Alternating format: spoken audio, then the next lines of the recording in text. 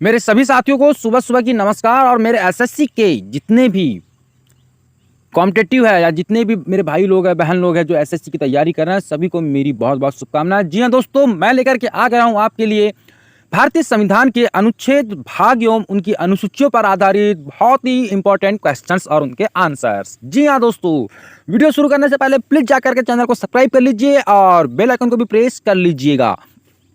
तो दोस्तों, भारतीय संविधान के भाग, अनुच्छेद और अनुसूचित जनजातियों पर आधारित जो महत्वपूर्ण क्वेश्चंस है, यह आपकी एसएससी जीडी की एग्जाम के लिए बहुत ज़्यादा इंपॉर्टेंट है। वीडियो को ध्यान से देखना है, लास्ट तक देखना है, ठीक है। पहला प्रश्न बनता है कि कौन सा अनुच्छेद बच्चों के शोषण से संबंधित है। बच्चों के शोषण के विरुद्ध जो उल्लेख है वह किस अनुच्छेद में है? तो यह है दोस्तों आपका अनुच्छेद क्रमांक 24 में। अनुच्छेद क्रमांक 24 में है बच्चों के शोषण से संबंधित जितनी भी जानकारी आपको अवेलेबल होगी भारतीय संविधान के अनुच्छेद क्रमांक 24 में, ठीक है। अगला प्रश्न बनता है कि भारतीय संविधान सभा की पहली बैठक कब हुई थी? तो यह हुई थी 9 दिसंबर 1940 को। भारतीय संविधान सभा की पहली बैठक 9 दिसंबर 1940 को हुई थी। उसी प्रकार दोस्तों, भारतीय नागरिकों को कितने मूल अधिकार दिए गए हैं? कितने मौलिक अधिकार दिए गए हैं? तो भारतीय नागरिकों को टोटल 6। वीडियो में यदि कोई गलती होगी तो प्लीज कमेंट में आपको बता देना है, गाली नहीं बकना है दोस्तों, ठीक है। अगला प्रश्न है, ग्राम पंचायतों का गठन किस अनुच्छेद से संबंधित है? ग्राम पंचायतों का गठन किस अनुच्छेद से संबंधित है? तो अनुच्छेद क्रमांक 40 से, याद रखना है। अनुच्छेद क्रमांक 40 से जो है ग्राम पंचायतों का गठन अनुच्छेद क्रमांक 40 में दिया गया है। अगला प्रश्न है, भारतीय संविधान में मूल कर्तव्यों की संख्या कितनी है? मूल कर्तव्यों की संख्या कितनी है भारतीय संविधान में? तो टोटल 11 मूल मौलिक कर्तव्य है। भारतीय संविधान में टोटल 11 मौलिक कर्तव्य है, ठीक है, याद रखना है दोस्तों। अगला प्रश्न बनता है, महान्यायवादी की नियुक्ति किस अनुच्छेद से संबंधित है?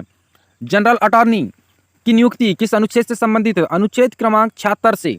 अनुच्छेद क्रमांक 76 से है महान्यायवादी की नियुक्ति संबंधित है, ठीक है। अगला प्रश्न है दोस्तों, राष्ट्रपति को अध्यादेश जारी करने का अधिकार किस अनुच्छेद में दिया गया है? राष्ट्रपति को अध्यादेश जारी करने का अधिकार किस अनुच्छेद में दिया गया है? तो अनुच्छेद क्रमांक 123 में, याद रखना है। अनुच्छेद क्रमांक 123 में जो है राष्ट्रपति को अध्यादेश जारी करने का अधिकार दिया गया है। अगला प्रश्न है, राष्ट्रपति सर्वोच्च न्यायालय से परामर्श किस अनुच्छेद के अंतर्गत लेता है? यदि राष्ट्रपति को सुप्रीम कोर्ट से परामर्श लेनी है तो इसका जो है किस अनुच्छेद से संबंधित है? तो अनुच्छेद क्रमांक 143 से।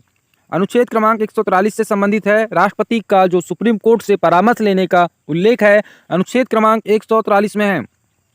अगला प्रश्न बनता है, लोक सेवाओं का संरक्षण किस अनुच्छेद में दिया गया है? लोक सेवाओं को जो संरक्षण है किस अनुच्छेद के तहत दिया गया है? तो अनुच्छेद क्रमांक 311।